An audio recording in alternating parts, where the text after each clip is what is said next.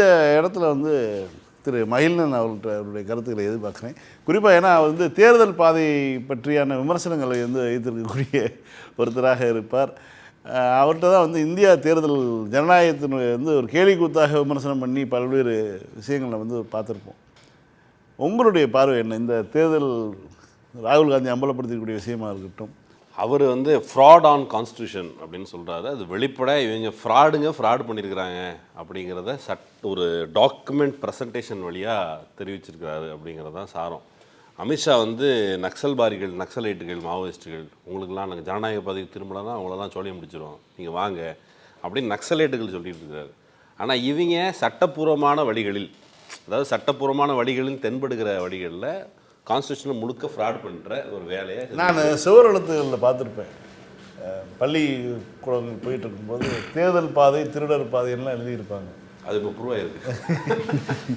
ஒன்றும் இல்லை, சரி, எலெக்ஷனுங்கிறது நாம் வந்து நீண்ட காலமாக ஒரு பெரிய வன்கொடுமைகளுக்கு உள்ளாயிருக்கிறோம். இந்திய நாட்டை பொறுத்தளவுக்கு நம்ம வந்து பிற்படுத்தப்பட்ட பட்டியல் சாதி மக்கள் இந்த அரசியல் அதிகாரத்தை அனுபவிக்கிறது அப்படிங்கிறது கிட்டத்தட்ட ஒரு 75 வருஷமாக one vote one man one வேல்யூன்னு சொல்கிறோம்ல, ஒரு மனிதனுக்கு ஒரு மதிப்புங்கிற ஒரு ஒன்று எப்படி நான் சரிக்கு சமமான மனுஷனாக கருதுறதுங்கிறது பிஜேபியோட சித்தாந்தம். இப்போ அதை பேக்வேர்டாக கொண்டு போய் 75 வருஷத்துக்கு முன்னாடி பிரிட்டிஷ் ஆட்சி காலத்தில் பண்ணையார்களுக்கு கையில் கொஞ்சம் ஓட்டு இருந்தது. அதுக்கு முன்னாடி நமக்கு எந்த கருத்தும் இருந்தது. மன்னாட்சி காலத்தில் நம்ம யாருமே கிடையாது, யார் சப்ஜெக்ட்ஸ். நம்ம சிட்டிசனாக மாறணும்ல, நீங்கள் சிட்டிசன் கிடையாது, குடிமக்கள் கிடையாது, நீங்கள் எங்களுடைய அடிமைகள் அப்படிங்கிறத மெல்ல மெல்ல மெல்ல நவுத்தி அந்த இடத்துக்கு கொண்டு போகிறதுக்கான வேலையை பிஜேபி தொடங்கியிருக்குது. இப்போது இவங்க அப்படி பண்ணுவாங்களா அப்படின்னு கேட்டால், இப்போ வந்து வடநாட்டில் மக்கள் வந்து ரொம்ப கடுமையான வறுமையில் இருக்கிறாங்க. இப்போ வந்து டிமானிட்டைசேஷன் நடந்து போனாங்க சொன்னோம். அப்புறம் அதுக்கு பிறகு கொரோனா சமயத்தில் யூபியில் ஒரு பத்திரிகையாளர், அந்த பத்திரிகையாளர் போய்ட்டு, என்னங்க இவ்வளோ கொரோனா வந்து இவ்வளோ செத்துட்டு இருக்காங்க, மோடி இதுக்கு என்ன பண்ணணும் அப்படின்னு. அவர் என்னங்க பண்ணுவார், கொரோனா கிருமி தானே கொள்ளுது அப்படின்னு ஒருத்தங்க வந்து சொல்கிறாங்க. ஒரு எளிய மக்கள் வந்து அவர் என்ன பண்ணுவார், அவர் பாவம் அப்படின்னு கருதுகிற அளவுக்கு, மோடி மீது இறக்கப்படுகிற அளவுக்கு மக்கள் வந்து ரொம்ப அப்பாவிகளாக இருக்கிறாங்க. அந்த மக்களுக்கு துரோகம் செய்கிற வேலையை இவங்க செய்கிறாங்க.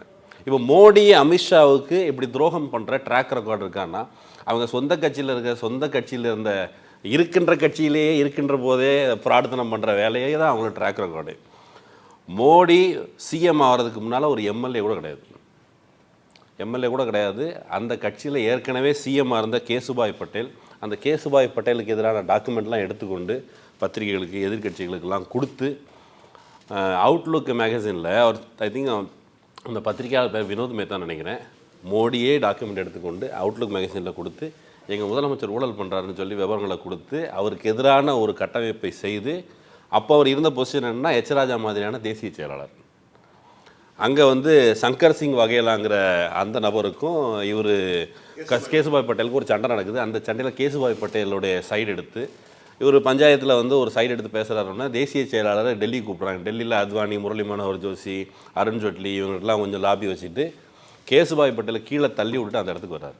வந்துட்டு ஹரேன் பாண்டியான்னு ஒரு நபர், அந்த நபர்கிட்ட உன் சீட்டை கூட நான் நிற்கிறேன்றார். உனக்கெல்லாம் சீட்டை தர முடியாது, கட்சியில் உண்மையாக இருக்கணும் கொடுப்பேன், நீ கட்சிக்கே துரோகம் பண்ணுற ஆளுனோடனே மனசில் வெஞ்சன்ஸ் வச்சுக்கிறாரு. அப்புறம் பிப்ரவரி பைப்போல் வேற ஒரு இடத்துல நின்று ஜெயிச்சிட்டாலும் ஹரேன் பாண்டியா மேலே ஒரு காண்டு. ஹரேன் பாண்டியாவை பார்த்துக்கிட்டே இருக்கிறாரு. ஹரேன் பாண்டியா இதுக்கிடையில் குஜராத் படுகொலை என்பது காவல்துறையினர் நீங்கள் இதை சகித்து கொள்ள வேண்டும், நீங்கள் ஒரு அரசனுடைய ஒத்துழைப்பு, அரசியந்திரத்தின் ஒத்துழைப்புலாம் கலவரம் நடக்காது. குஜராத் கலவரத்திற்கு பிறகு ஹரேன் பாண்டியா போய் அந்த மனித உரிமை ஆணையம் அவங்க நடத்துகிற அந்த விசாரணையில் போய் இந்த ஆள் தான் சொன்னார், இவர் வந்து போலீஸை வந்து இந்துக்கள் தங்களுடைய கோவத்தை வந்து வெளிப்படுத்தணும்னு அனுமதிக்க சொன்னார். ஹரேன் பாண்டியா சொன்னதுக்கு பிறகு ஹரேன் பாண்டியா ஏதோ ஒரு வகையில் கொலை செய்யப்படுகிறார். அதுக்கு பிறகு ஹரேன் பாண்டியா கொலையில் குற்றம் சுமத்தப்பட்ட சொராபுதீன் ஷேக் கொலை செய்யப்படுகிறார். சொராபுதீன் ஷேக்குடைய ஒய்ஃபு, அந்த பொண்ணும் ரேப் பண்ணப்பட்டு அந்த பொண்ணு வந்து அந்த பொண்ணு உடல் எரிக்கப்படுகிறது, காணாமலாக்கப்படுகிறது. அதுக்கு பிறகு இன்னொரு ஹிந்து, அவர் பேர் ஏதோ ராம், அந்த ராமாக இருந்தாலும் அவரையும் போட்டு தள்ளிடுறாங்க. பிரஜாபத்தின்னு ஏதோ ஒரு பேர், அவரையும் போட்டு தள்ளிடுறாங்க. அவர் தான் அந்த சொராபுதீன் ஷேக் கொலையில் சாட்சியாக இருந்தவர். அப்புறம் சொராபுதீன் ஷேக் முடிஞ்சுன்னு அப்புறம் அந்த இன்னொரு பொண்ணு, காலேஜ் படிச்சுக்கிட்டு இருந்த பொண்ணு, அந்த பொண்ணை கொலை பண்ணிடுறாங்க. அதுக்கு பிறகு ஒரு பொண்ணை வேவு பார்க்குறாங்க. இது ரெண்டும் இந்த கூட்டு கும்பல், யார், மோடி, அமித்ஷா வகைரா 2 பேரும் சேர்ந்து இந்த வேலையை செய்கிறாங்க. இப்போ இந்த லோயாட்ட போய் பேசுகிறாங்க, சார் நீங்கள் வந்து சட்டப்படி இல்லை, நமக்கு கொஞ்சம் பார்த்து பண்ணுங்க அப்படின்னா, நான் சட்டப்படி தான் தீர்ப்பு எழுதுங்கிறாரு. சட்டப்படி தான் நீ தீர்ப்பு எழுதுனா உனக்கு தர்மப்படி தீர்ப்பு எழுதப்படும்னு சொல்லப்பட்டதான்னு தெரியல. அதுக்கு பிறகு ஆமாம், அதுக்கு இந்த தங்கம் எடை குலைப்பாளர் அது மாதிரி. அப்புறம் அவர் லோயா வந்து கட்டாயமாக ஒரு கல்யாணத்துக்கு அழைத்து செல்லப்படுகிறார். அழைத்து செல்லப்படுற இடத்துல அவர் வந்து மர்மமான முறையில் மரணிக்கிறார். மரணித்ததற்கு பிறகு அவர் வீட்டுக்கு வந்து அவருடைய கடைசி அந்த இறந்து போனதற்கு பிறகு இருந்த உடுப்புகள் இது எல்லாத்தையும் கொண்டு வந்து சேர்க்கிற லோக்கல் ஆர்எஸ்எஸ் காரியகர்த்தா ஒரு மீன்பாடி வண்டி மாதிரி இடத்துல தான் அவருடைய உடம்பும் கொண்டு வந்து சேர்க்கப்படுது. இதை குறித்தெல்லாம் வந்து நிரஞ்சன் தக்லேங்கிற ஒரு ஹூக்கில்டு லோயான ஒரு புக் எழுதியிருக்கிறாரு. இப்போ அந்த ஹூக்கில்டு லோயான அந்த புக்கு எழுதுனதுக்காக அவர் தான் என்ன எழுதியிருக்காரு, சாவர்கர் குத்து எழுதின அந்த கட்டுரை அவுட்லுக்கில் வந்ததுன்னு நினைக்கிறேன். அந்த கட்டுரை பேர் வந்து லேம்ப் லயனிஸ்ட் அப்படின்ட்டு. ஒரு செம்மறி ஆட்டை யானை அந்த சிங்கம் மாதிரி காமிச்சிருக்காங்கன்னு சொல்லி சாவர்கர் வந்து ஜெயிலில் இருந்தபோது அவர் மன்னிப்பு கடிதம் எழுதி கொடுத்தது மட்டும் இல்லை, மன்னிப்பு கடிதம் எண்ணிக்கை அதிகரிக்க அவருடைய எடை அதிகரித்தது. அவர் வந்து ஒரு சிங்கம்லாம் கிடையாது, ஒரு செம்மறி ஆடுன்னு சொல்லி ஒரு கட்டுரை எழுதியிருக்காரு. அந்த கட்டுரை வந்து அவுட்லுக்கில் நீக்கப்பட்டது. அவர் தான் அந்த ஹூக்கில்டு லோயாங்கிற புக் எழுதுறாரு. அதை எழுதுனதுக்காக ஒரு மகள் மீது ஆசிட் வீச்சு முயற்சி செய்யப்பட்டிருக்கு, துப்பாக்கி சூடு முயற்சி செய்யப்பட்டிருக்கு. அவருடைய மகள் வந்து இப்போ கேரளாவில் படிக்கிறாங்க. இதெல்லாம் அவர் சொன்னது. இந்த அளவுக்கு ஒரு டெரர் பண்ணுற ஒரு டீம், தொடர்ச்சியாக மாற்று கருத்துக்கள் வராமல் தடுக்கிற ஒரு டீம். இன்னும் சொல்லப்போனால் அமித்ஷா வந்து அங்கே வந்து இப்படியான ஒரு கிரிமினல் பேக்ரவுண்ட் இருக்குன்னு சிறையில் அடைக்கப்பட்டவர், சுப்ரீம் கோர்ட்டால் குஜராத்துக்குள்ளே நுழையக்கூடாதுன்னு தடை செய்யப்பட்டார். அவர் இங்கே வர்றார்.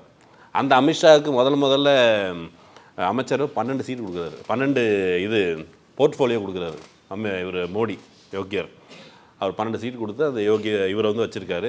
நான் இதுக்கு முன்னால் சொன்னேன் ஹரேன் பாண்டியா, அந்த ஹரேன் பாண்டியா முன்னாடி ஹோம் மினிஸ்டர் இருந்தவர். ஹரேன் பாண்டியா ஏதோ ஒரு வகையில் இறந்து விட்டார். குடும்பத்தினர் வந்து மோடி அமித்ஷாவுக்கு தெரிஞ்சு தான் நடந்ததுன்னு சொன்னாங்க. அமித்ஷா அங்கே போயிட்டார். அமித்ஷா வெளியில் போயிட்டு மோடிக்கு தேவையான ஒரு ஏற்பாடு, வெளியில் ஒரு பிம்பத்தை கட்டமைக்கிற வேலை நடக்குது. உள்ளூர் அளவில் இந்த பிரச்சனை வந்து நாரி போகுது.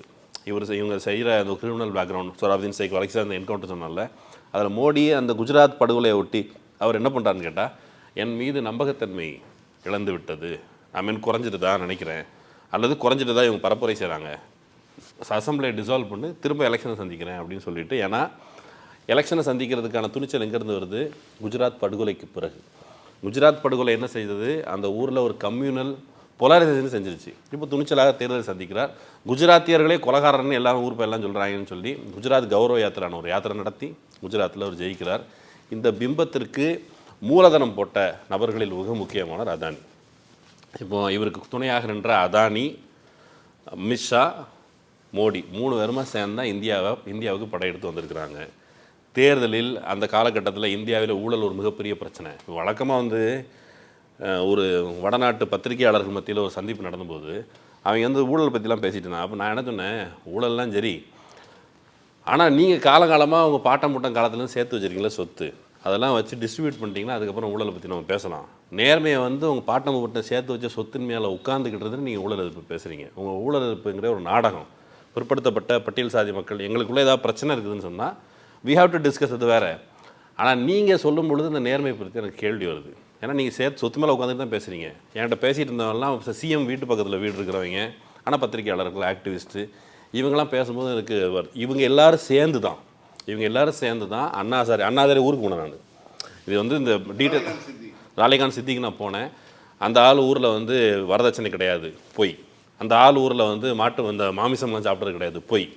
அந்த ஆள் ஊரில் வந்து சாராயம் குடிக்க கிடையாது, பொய். பீடி குடிக்க கிடையாது, பொய். இதெல்லாம் பொய். ஆனால் அன்றைக்கி மீடியாக்கள் அப்படி செஞ்சது. நான் போய் நேரடியாக பார்த்தேன். முன்னாடி உட்காந்து நமக்கு தெரியாது, வழக்கமாக எல்லாரும் பீடி குடிச்சிட்டு ராலேகான் சித்தியில் இறங்கணும்னு ஃபஸ்ட்டு பார்த்தா ஒருத்தர் பீடி குடிச்சிட்டு இருந்தார். எனக்கு அப்போ ரியலைஸ் ஆகலை. அப்புறம் டக்குன்னு மொபைல் எடுத்தோன்னே கீழே போட்டு சார்ட்ட சொல்கிறாங்க அப்படிங்கிறாங்க. அவருக்கு பின்னால் தான் லைவ் பேக்னு டிவி சேனல்ஸ் நிற்குது, NDTV நிற்குது, ஆஜ் தக் இருக்குது. எவனுமே இதை பிடிக்கல. ராலேகான் சித்தியை வச்சு ஒரு மிகைபிம்பம் கட்டமைக்கப்பட்டது. அவரை சுற்றி ஒரு பெரிய அவர். ஆனால் அவரை பற்றி அந்த ஊர் மக்கள் சொன்னது என்னென்னா, ஒரு தலித் மக்கள் வசிக்கிற பகுதி, அம்பேத்கரை பின்பற்றி பௌத்தம் தழுவிய அந்த மக்கள் அவங்க வசிக்கிற பகுதிக்கு போனேன். ரொம்ப நலிவடைந்த நிலையில் இருந்துச்சு. வீடுகள் கூட இப்படி தாழ்வாக தான் போகணும். வீட்டு வாசலில் வந்து புத்தர் படம் ஒட்டியிருக்குது, இன்னொரு பக்கத்தில் பிள்ளையார் படம் ஒட்டியிருக்கு. நீங்கள் புத்திஸ்ட் தானே, ஏன் பிள்ளையார் படம்னா, ஐயா சாபு அடிப்பார் அப்படிங்கிறாங்க. பிள்ளையாரை கும்பிட்டே ஆகணும், அண்ணா சார் என்னுடைய உத்தரவு. ஆமாம், பிள்ளையார் நீங்கள் புத்திஸ்டாக இருந்தாலும் பிள்ளையார் கும்பிட்டாகணும். இப்போ இந்த ரோல் மாடல் ஒன்று தானேங்க. ஆமாம், இப்போ இந்த அண்ணாசாரியை வச்சு தான் ஒரு ஊழல் எதிர்ப்பு நாடகம்லாம் பண்ணி ஆட்சியை கைப்பற்றுகிறார்கள். கைப்பற்றிய பிறகு லோக்கலில் கீழே ஒரு டெமோக்ராட்டிக் இன்ஸ்டிடியூஷன் உண்மையிலே இருந்தால் மக்களை வாக்களிக்க மேலும் மேலும் அனுமதித்தால், ஜோசப் ஸ்டாலின் ரஷ்யாவினுடைய தலைவர், அவர் வந்து சொல்லும்போது ஒரு இடத்துல ஹிட்லரை பற்றி சொல்லும்போது என்ன சொல்கிறாரு, பழைய பாணியில் முதலாளித்துவம் ஆட்சி செய்ய முடியாத பொழுது அது சர்வாதிகாரத்தை கையில் எடுக்கிறது. இப்போ முதல்ல ஏமாற்றி ஆட்சிக்கு வந்தாச்சு, ரெண்டாவது ஏமாற்றி ஆட்சிக்கு வந்தாச்சு, இப்போ கடைசியில் வந்து ஏமாற்றி ஆட்சிக்கு வர முடியாது அப்படிங்கிற ஒரு நெருக்கடி வந்த பொழுது இந்தியன் அலையன்ஸ் இருக்குது. இந்தியா அலையன்ஸ் வந்து ஒரு தீவிரமான பரப்புரை மக்கள் மத்தியில் எழுச்சிருக்குது. இவர் கான்ஸ்டியூஷனுக்கு எதிரான வேலையை செய்கிறாங்கன்னு பரப்புரை வந்து கடுமையாக ஈடுபட்டது. பிற்படுத்தப்பட்ட பட்டியல் சாதி மக்கள் மத்தியில் நம்ம உரிமையை இவங்க பறிச்சிருவாங்கங்கிற ஒரு குறைந்தபட்சம் டவுட் இருந்ததில்ல, அந்த டவுட் வந்து எலெக்ஷனில் அவங்களுக்கு பின்னடைவே தந்தது. அவங்க அதை உணர்ந்து கொண்டார்கள். உணர்ந்து கொண்ட காரணத்தினால்தான் இவங்க வந்து பிரிவினைவாதிகள், நக்சல் சிந்தனையாளர்கள், அர்பன் நக்சல்லாம் ரொம்ப ஆவேசமாக மோடி வந்து பேசி மாட்டை திட்டிடுவாங்க, ஆட்டை திட்டிடுவாங்கலாம் சொல்லி எலெக்ஷன் ரிசல்ட்டை திட்டிருக்காங்க. கர்நாடகா சாம்பிள் சொன்னார்ல, கர்நாடகாவில் பிஜேபி ஜெயிச்சதற்கு பின்னால் ஒரு வரலாறு இருக்குது. 80களில் பாபு புதன்கிரின்னு ஒரு மலை, அந்த மலையில் சங்கரப்பான ஒரு ஆள், அந்த மலை இருக்கிற கான்ஸ்டியூஷன்சி அது வந்து புத்தி அந்த என்ன சொல்கிறது சூஃபி ஞானி ஒருத்தர் முதல்ல காஃபி கொட்டையை அங்கே கொண்டு வந்தார் போல இருக்குது இந்தியாவுக்கு. அவருடைய அந்த மலையில் அந்த மலை இருக்கிற கான்ஸ்டியூன்சியில் சங்கரப்பான ஒருத்தர் எலெக்ஷன் முடிஞ்சவனும் பயங்கரமாக கொண்டாடி இருக்கிறார். வேறு எந்த காரணமும் இல்லை, டெபாசிட் வாங்கினதுக்கு. கர்நாடகாவில் டெபாசிட் வாங்கினதுக்காக பேரணி போன கர்நாடகா டெபாசிட் வாங்கினதுக்காக பேரணி போன பாஜக இன்றைக்கு இவ்வளோ பெரிய தொடர்ச்சியாக மதக்கலவரம். இவங்க ட்ராக் ரெக்கார்டு எல்லாருமே, மோடியுடைய எலெக்ஷன் ட்ராக் ரெக்கார்டை குஜராத்தில் பார்த்தாங்க கூட அவர் முதல் தேர்தலே அதிகபட்சம் 20,000 வாக்கு 30,000 அவ்வளோதான் இருக்குது. அடுத்தடுத்த கலவரங்கள் எண்ணிக்கை அதிகரிக்குது. யோகி ஆதித்யநாத் யூபியில் இருக்கார்ல, அந்த ஆள் வந்து சயின்ஸ் கிராஜுவேட்டு, வேலை தேடி திரிகிறார். வேலை தேடி திரிகிறவருக்கு 2 வேலை கிடைக்குது. ஒன்று சாமியார் வேலை, அதுக்கப்புறம் எம்பி வேலை. எம்பி வேலையை தக்க வைத்துக் கொள்வதற்காக வழக்கமாக வந்து ஒரு ஐடி கம்பெனியில் வேலை பார்க்குறோம், பர்ஃபார்மன்ஸை கொடுத்து எப்படியாவது ஹெச்ஆர்கிட்ட வந்து அல்லது அங்கே காசு சம்பளத்தை உயர்த்தி வாங்கினான்னா யோகியோட ட்ராக் ரெக்கார்டு போது அடுத்தடுத்து கலவரம் செஞ்சு தன்னுடைய வாக்கு எண்ணியை அதிகரித்து கொடுக்குறார். இவங்களும் அப்படி செஞ்சு ஒரு இடத்த வந்துட்டாங்க. மக்களுக்கு லைட்டாக விழிப்பு நிலை தட்டும் பொழுது ஒரு மயக்க மருந்து அடிக்கிறதுக்கு கலவரத்தை உண்டு பண்ணுறது. இப்போ இதுக்கு மேலே எடுபடாதுன்ற பொழுது நம்முடைய வாக்குரிமையை பறிக்க வந்திருக்கிறார்கள். இது வந்து நாமளாக இது சொல்லலை. கொஞ்ச நாளைக்கு முன்னாடி சுப்பிரமணிய சாமி ஒன்று சொல்கிறேன். அப்படி சுப்பிரமணிய சாமி பிஜேபியில் ஒரு ஓட்டாயமே பேசிகிட்டு இருக்காருனா கூட அந்த ஆள் பேசும்போது என்ன சொன்னார், ஓட்டிங் வந்து ரைட் கிடையாது, இட்ஸ் அ ப்ரிவிலேஜ் அப்படின்னு சொன்னார். இஸ்லாமியர்களுக்கு வாக்கு கொடுக்கணும் அவசியம் இல்லைங்க, இது அவர் சொல்லியிருக்காரு. இவங்க நம்ம இந்துத்துவவாதிகள் அவன் என்ன சொல்கிறாங்க, கொஞ்ச நாள் ஓட்டுரிமையை பறித்து வைக்கலாம், அவங்க விசுவாசமான குடிமக்களான்னு ப்ரூவ் பண்ணதுக்கப்புறம் திரும்ப ஓட்டுரிமை கொடுக்கலாம், இப்படி பேசியிருக்காங்க. இதெல்லாம் அவங்க பேசாமல் இல்லை. இந்த பின்னணியிலேருந்து பார்க்கும் பொழுது ஓட்டுரிமை உங்களுக்கு கொடுத்தாதான் நீங்கள் ஓட்டு போடுவீங்க, கணக்கு கேட்பீங்க.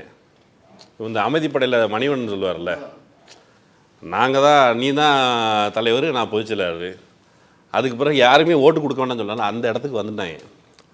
1 vote 1 man 1 வேல்யூங்கிறத போய் 1 nation 1 எலெக்ஷனில் போய் இந்த நிலை தொடர்ந்தால் 1 nation Y எலெக்ஷனை நோக்கி அவங்க போயிட்டாங்க.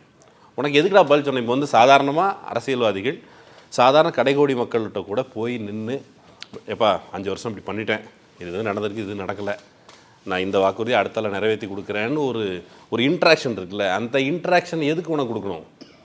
மாநில அளவு அடிக்கடி இவங்க எலெக்ஷன் நடந்தால், இப்போ தேர்தல் கமிஷன் இந்த இவங்க சுப்ரீம் கோர்ட்டில் போய் பிஜேபி தரப்பில் தமிழ்நாட்டில் நடக்கிற நலத்திட்டங்களை ரேவடி கல்ச்சர்னு சொன்னாங்க. இங்கே வந்து நலத்திட்டங்கள் ரேவடி கல்ச்சர்னால் ஏதோ இனிப்பு கொடுத்து மக்களை ஏமாத்துறாங்கன்னு சொன்னானுங்களே. இவங்க தான் தமிழ்நாட்டில் 1000 ரூபா பெண்களுக்கு கொடுக்குறாங்களா, இலவச பஸ்ஸில் வந்து பயணத்திட்டம் அது கொடுக்குறாங்களா, இது எல்லாத்தையும் காப்பிடிச்சு வேறு மாநிலங்களும் செய்கிறாங்க. ஏன்னா அவனுக்கு தெரியும் மக்களுக்கு நலத்திட்டங்கள் கொடுக்கணுன்ட்டு.